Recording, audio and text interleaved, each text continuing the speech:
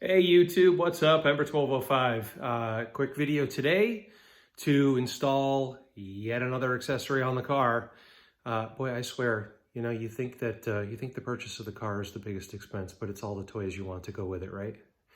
At any rate, this is a nice, easy one. In fact, it is so easy that I don't even have the key to the car with me. It's all closed up, the top is up, doors are locked, and it's just sitting in my garage. And I'm going to take this on with no key, and in fact, I'm still in basically just kind of the most comfy clothes for around the house. At any rate, we're going to get right to it. So let's take a look at what we're doing today. All right, you guys are probably familiar with what I've done so far. I've got the EOS Extreme Online Store. Pick your favorite way of saying the name of the company. I have their front lip splitter, that is the ZL1 refresh style. And then I also have their ZL1 refresh style side skirts. So I've done that. But the people that run my town have this really bizarre idea in their head that after a road surface is blacktopped, paved, whatever you want to call it, that they come back 3, 4, 5 years later and they dump a ton of gravel onto the roadway, and they want everybody to drive over it and pack it into the road surface because they believe that it protects the roadway. And there's a piece of it right there.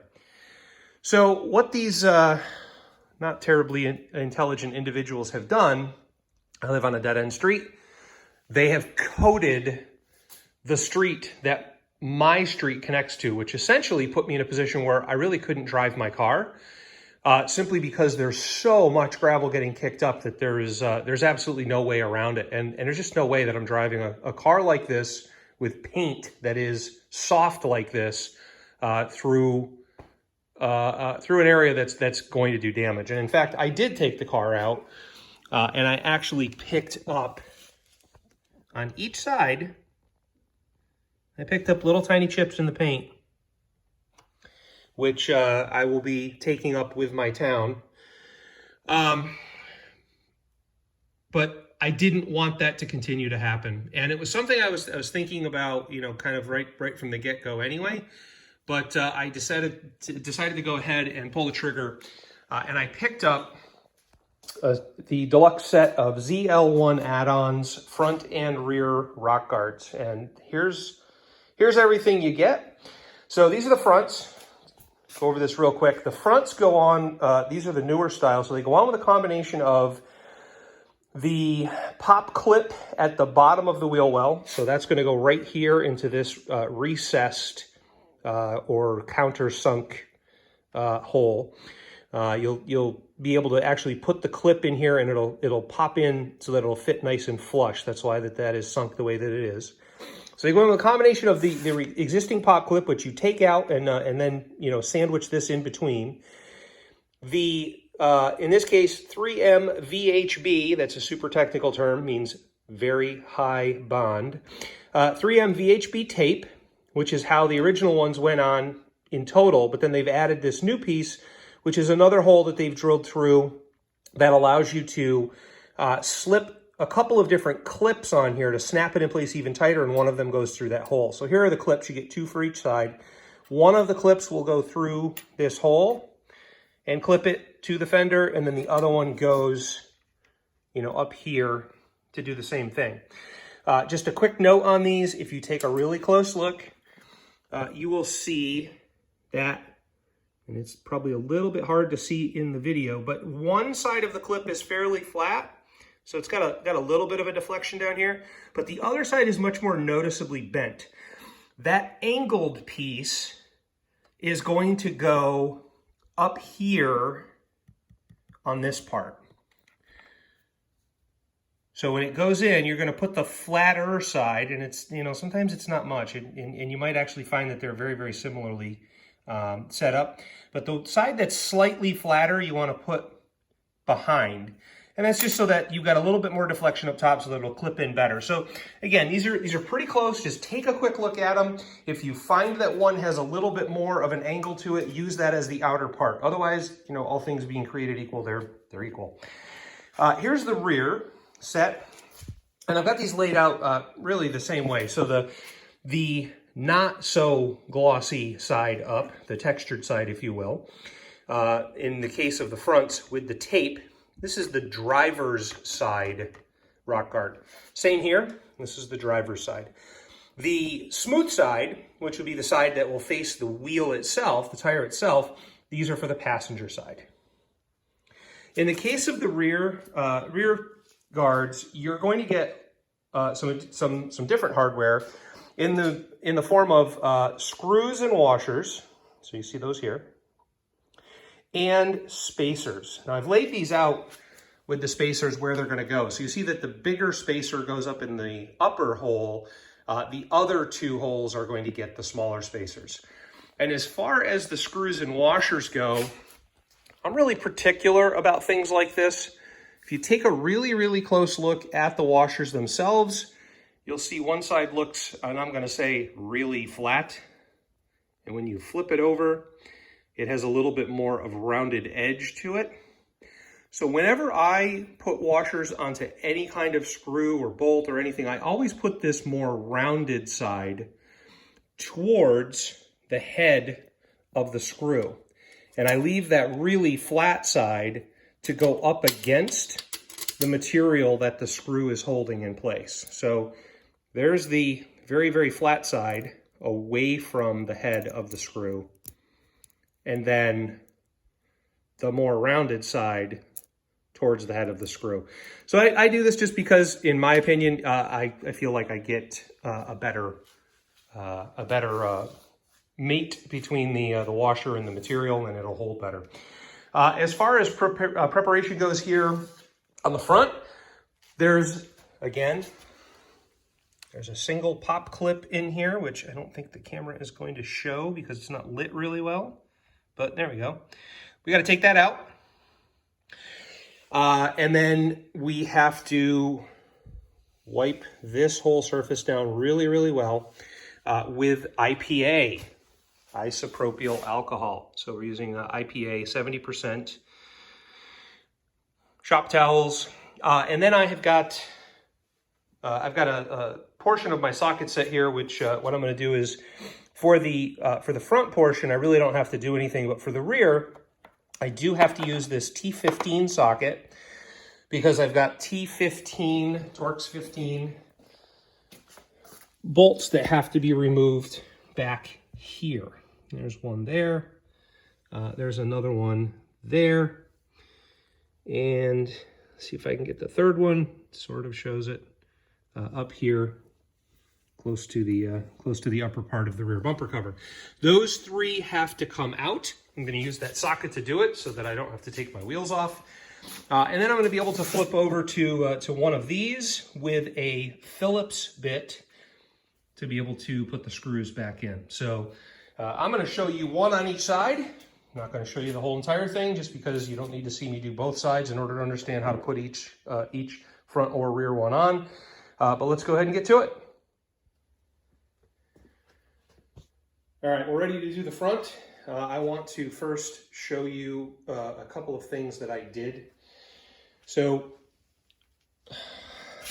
this hole here where the clip is going to go through, if you look really, really closely, you can see that I actually trimmed this tape. So when these come from ZL1 add-ons, straight piece of tape, they do a pretty good job up here of kind of, you know, cutting it to contour so that it's going to line up with the curved edge and whatnot.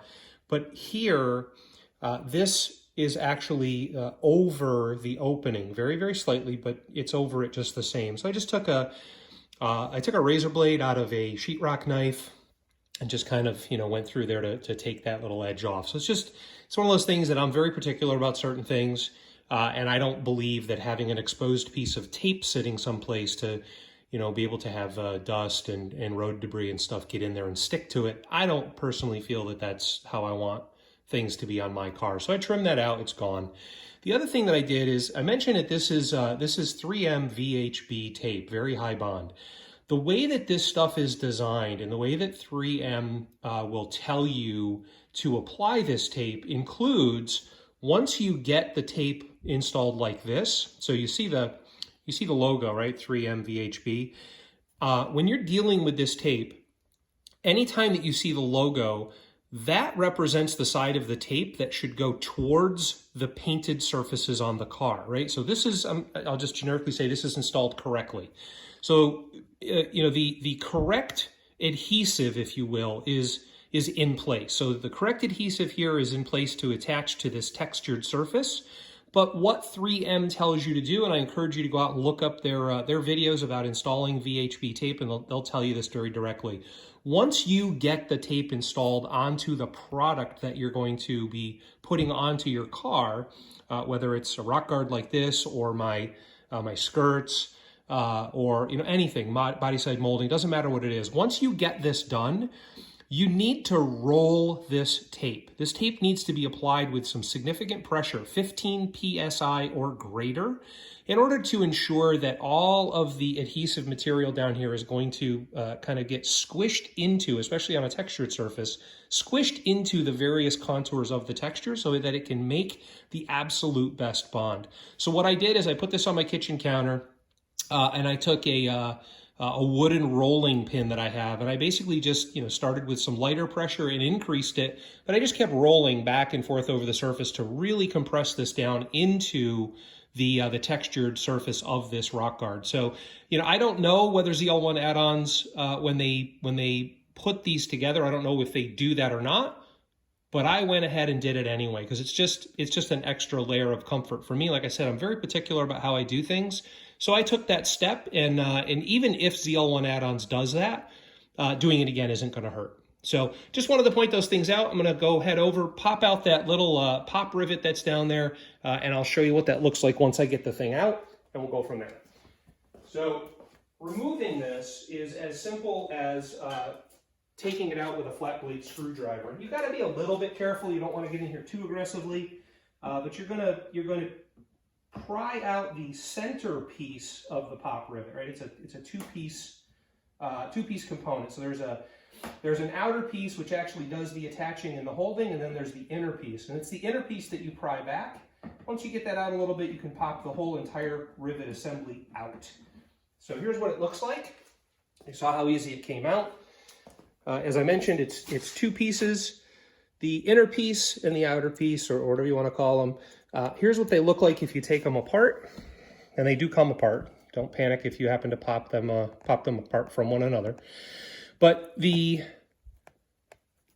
middle piece here just inserts, and as it slides in, what it does is it flares this out, spreads this out, so that it's able to attach. And what you're going to do is take a tip of a flat blade screwdriver, slip it into one of these little recessed areas here, or the one recessed area. Just pry it up gently, don't go crazy. Work it up slowly until you get it to a point where this can now compress back together. And at that point, it will go ahead and pull out of the car. So back I go to put this thing in place, and you'll see this goes on really quickly. I already did the passenger side. So we're going to start by taking the pop rivet, and we're going to put it into this bottommost hole where the recess is, so that it's going to be right there in place. I've already wiped this down with IPA. I'm going to put this in horizontally, press and hold the base of the pop rivet, and then push the center piece in with my other hand, and that's now in place. At this point, I'm going to bring this up. The directions say that you want to have the outer piece flush with the wheel well, and you'll see that you have to push down on this a bit like this to get it to flex, so that it'll come back and attach up against the wheel well itself. So what I'm going to do here is, as per the directions, I'm going to peel off a chunk of or a section of the backer here from the 3M tape. This is always the hardest part of installing anything that uses tape. So I'm going to get about 6 inches of it peeled back. I'm going to come up here, make sure that I've got this upper edge in place. I'm going to hold it firmly so that it doesn't deflect towards the car, and then press downward from the top while I'm pulling backwards at the bottom. So my goal up top is to keep that aligned with the fender while I'm bringing the bottom part back and pressing this firmly against the wheel well. Once I get the first couple of inches in place, pull it back a little bit, peel out more of this protective tape, take it right off. And again, I'm using my hand up here. You notice there's a gap. I'm using this as a guide, slowly working my way up along the fender, pressing firmly as I go because I want this to seat in place nicely till I get to the top. And that is it as far as the tape goes. Now, the original version of these, that's how they went on and you were done. This version uses these clips. I'm going to slide the bottom one in first. You heard that little click, that's about it. And then, you know, about 1 inch down from the top, the top one, I'm done. That's it. That's the front rock guard. It's that simple to install. Let's take a look at how to do the rear. This is a little more involved. All right, before I dig in and do the rear rock guard, I want to read you something from the install instructions. So the rear install says to install the rear rock guards, you need to remove 3 T15 screws holding the inner fender liner and install the rock guards with the screws, washers, and spacers provided. It also says, counting from the top 2 holes use the 5/8 long spacers and the very bottom gets the long spacer. So first off, I want to point out that this is confusing because it seems to indicate that there are 2 spacers that are 5/8 of an inch long and 1 spacer that I would say, interpreting based on what is written there, is what you would think is the long one. So if you look at what you get in the package, you get 3 spacers. 2 of them are the same size. And then 1 is what you would think of as the long spacer. So you might think, the way that that's written, that what happens is the top 2 holes get the 5/8 spacer, and you might think that those are these, while the bottom hole gets the long spacer, which is this one. Well, what you actually need to do is you need to place the actual long spacer, which is the 1 5/8 of an inch long spacer that you get in the kit, behind the top hole. The other 2 spacers, which are the same length, are actually 3/8 of an inch, and they go in the middle and the lower mounting hole. The other thing I'll tell you too is that when it comes to putting this on, you want to actually start at the top, then do the bottom, then come back and do the middle. And when this is all done, this doesn't actually sit perfectly flat like this, like you might think. It actually tilts like this.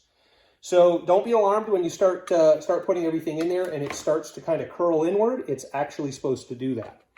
I reached out to John at ZL1 Add-ons about the error / misleading information in the install instructions. Haven't heard back from him as of yet, but I just want to point out that you don't want to follow that directly because it actually is flawed in how it's written. So I've got a T15 socket on a small socket wrench, and I'm just going to go ahead and remove these 3 bolts as per the instructions.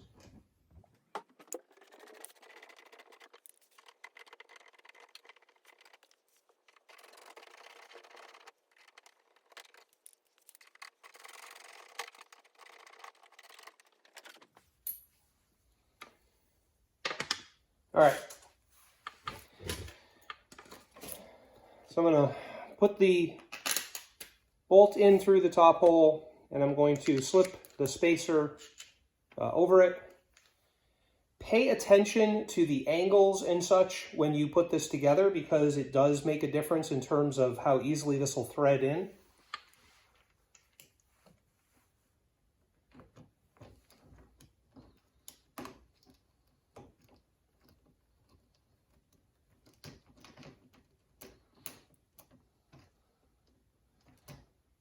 And you won't be able to get too terribly far, but you know, go ahead and tighten it up as best you can with just your fingers. So same thing on the bottom. I'll do this outside of the wheel well, the bolt through, spacer on, and just to kind of double say it, smooth side toward the tire, textured side toward the body. When you do this, be careful about bringing that piece in, because obviously with that protruding screw, there's a risk of scraping the paint. So make sure that you clear the bumper cover on the way in. All right, this last one, the reason that I suggest doing it this way is because you end up being able to, I think, have an easier time of getting this last one in place, especially the spacer part. So go ahead and put the spacer between your fingers like this. Get the screw just slightly through the hole, and then bend this whole thing out, and you can slip that spacer in there, and then push the screw the rest of the way through. You can see where that has to go in terms of where the screw hole is. Get it lined up, finger tight.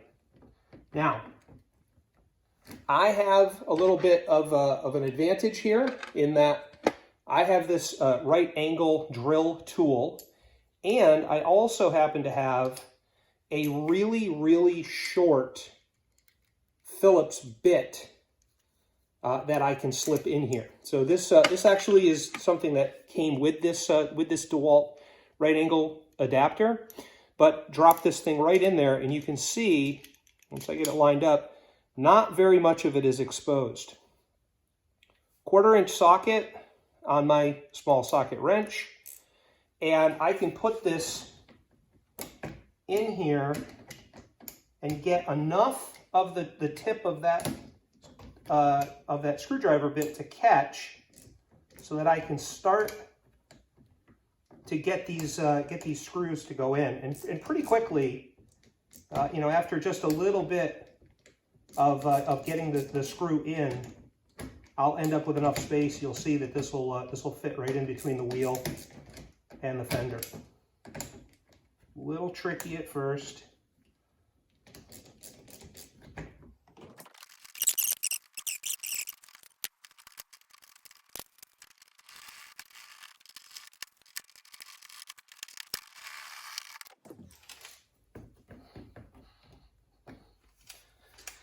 That's it. Let me pop this out of here and give you a look. So you can see what it looks like in terms of the contour. Hopefully you can tell how that gets kind of pulled in. You get a little bit of a concave sort of texture to it. Yes, there's a space here between the wheel well liner and the rock guard itself. That's totally fine. So the way that this is, with this slight curve to it, this is actually going to, as things come off and hit this, they're going to tend to bounce back inward because of the way that this curve is here. So this will work really well in terms of keeping stuff from flying out and then potentially coming around and hitting the paint on the back of the car. That's it. So the whole install took me probably sum total on the clock of about an hour and a half. Now, that was because I had to do some more prep work, some other things you didn't see. I get interrupted with some work that I had to do in the house. So, time on the clock from when I started until we got done, probably about an hour and a half. Time actually working on the car itself, probably somewhere around 25 to 30 minutes. And as you saw, I didn't take the wheels off. I didn't have to do anything special. So some tips. Number one, turn your front wheels, right? So if you're doing the fronts, turn the wheel hard left and you'll have more accessibility to get in and work on the driver's side. Turn the wheel hard right, you'll have more accessibility to get in and work on the passenger side. Or jack the car up / put it on a lift, pull the front wheels off. For the rears, get the car jacked up and pull the wheel off, and you'll get a lot more room. Now, if you've got tires that are anything but stock size, now mine's a 2SS. These are I think 275 30s on 20-inch rims. So you saw that I had I had a fairly limited amount of room to work with, but I was able to work around that with that right angle adapter. So that's the second tip: is have the right tools and have the stuff handy. Third tip: do the prep work. Don't just wipe down the front fender area, the front wheel well area with IPA, but do the simple things like assemble the screws and washers, have those ready to go. Lay things out in the order that they're going to go in. Test fit. If you're putting the fronts on, roll the tape. Make sure that it's compressed in really, really well into the rock guard, right? So do the prep work. Being ready to do a job makes that job so much simpler, and overall makes it easier to do so that it goes quicker as well. So, do the prep work, be prepared, have the tools, test fit, go through all those kinds of things, and tell me what you think. Did this work for you? Does this make you want to go out and put these on your car? Does it make you think that, oh my God, this is the worst thing ever? Whatever it is, right? So as always, please, down below, comments. Let me know how you liked this video. Let me know what other videos you're interested in, other things that you want to know about this car, things that you want to know about, what these cars can do, so on and so forth. Please subscribe, like, do what you can to help me to support this channel so that I can keep bringing you videos and that I can keep helping you to understand this car, some of the accessories, so on and so forth. So thanks for your time. As always, like, subscribe, comment, and until next time, Ember 1205, out.